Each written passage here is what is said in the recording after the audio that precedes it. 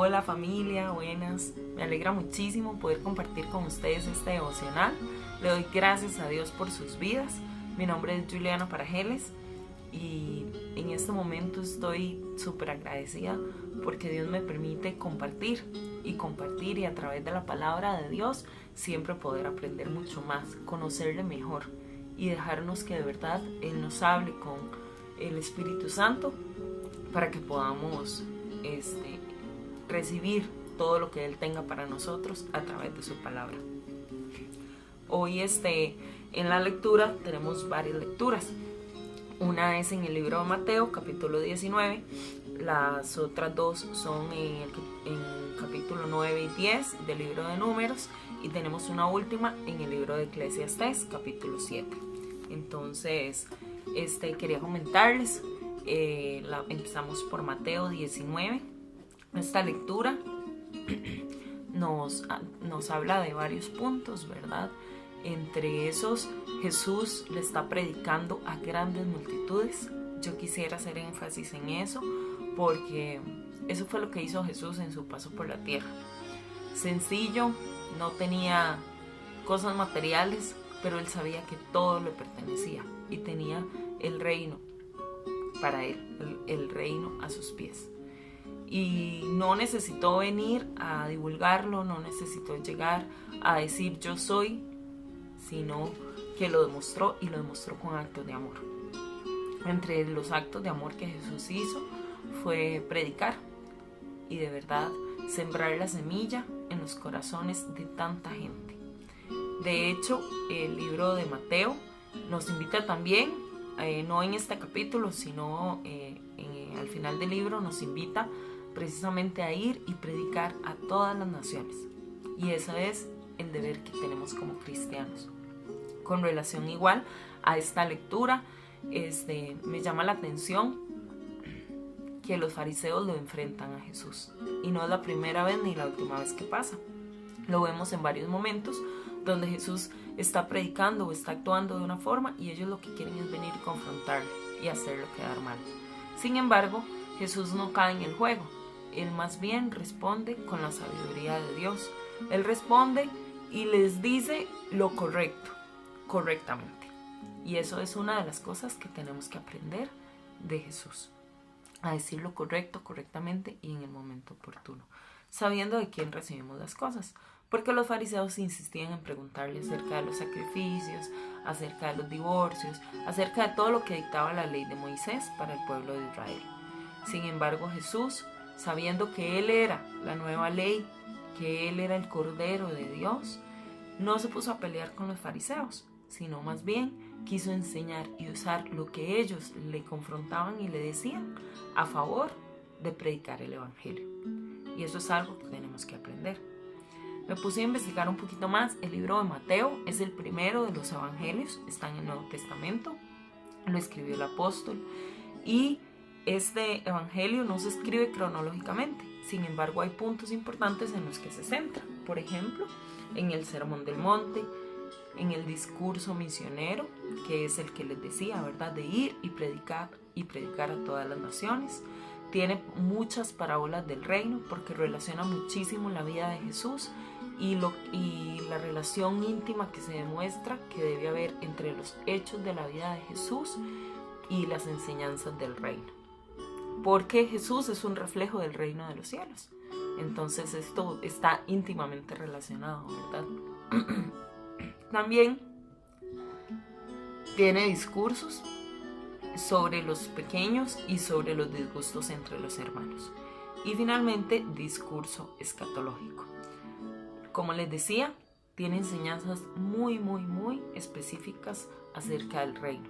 Y son cosas que nosotros podemos ir investigando y podemos ir aprendiendo para que podamos también comprender mucho mejor la palabra de Dios. Por otro lado, el libro de Números es un libro del Antiguo Testamento. Está en el grupo del Pentateuco, que son los primeros 5 libros de la Biblia, así se le llama. Y este libro tiene otro nombre que se traduce al hebreo, otro nombre en hebreo que tiene una traducción diferente a Números en castellano. Sin embargo, como en el libro lo que se resalta es el doble censo que se hizo en el pueblo de Israel, entonces se le dio este nombre. Les dije, está al principio de la Biblia, ¿verdad? Este libro se centra principalmente en describir los hechos y las experiencias que tuvo el pueblo de Israel desde que salieron del monte Sinaí hasta que llegaron a la tierra prometida. Se divide en tres grandes partes principalmente. La primera parte son los preparativos para la partida del Sinaí, porque fue el momento en que se movió la nube que estaba sobre el campamento del pueblo y empezó a moverlos hacia la tierra prometida, ¿verdad? La segunda parte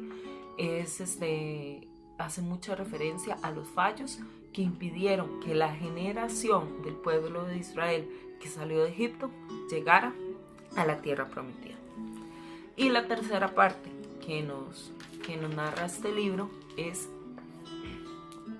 acerca de la preparación, más bien, que tuvo la nueva generación del pueblo de Israel para poder entrar a la tierra prometida.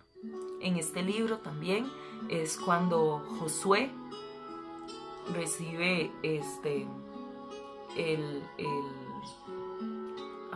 recibe el cargo de sucesor de Moisés.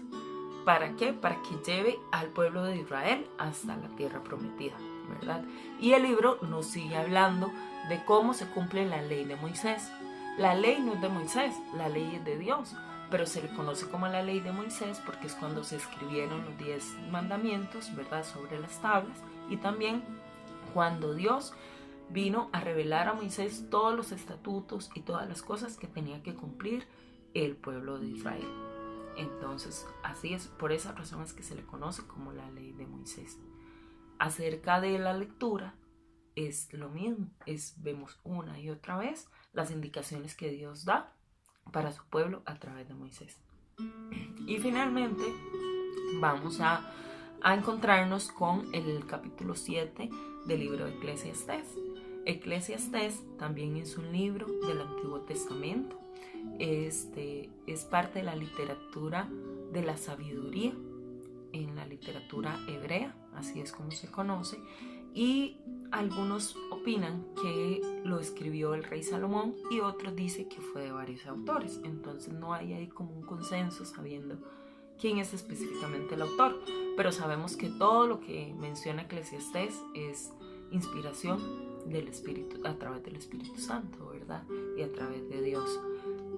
Este es un libro que busca mucho el significado de la existencia, de la vida cotidiana, y examina qué pasa debajo del sol, es decir, qué pasa en nuestra vida cotidiana, ¿verdad? Pese a comprender la plenitud de la vida, el libro reconoce que hay una vida más allá de lo terrenal. Y no importa si fue un único hombre o si fueron varios quienes lo escribieron, todo el libro se escribe en un contexto de que hay una vida más allá y que tenemos que encontrar el significado aquí. Y que todo lo que nosotros hagamos también, como lo dice toda la palabra, ¿verdad? Todo lo que nosotros hagamos para quienes creemos en Dios va a ser parte de lo que ya vivimos en la vida eterna. Entonces eso me llamó mucho la atención, ¿verdad?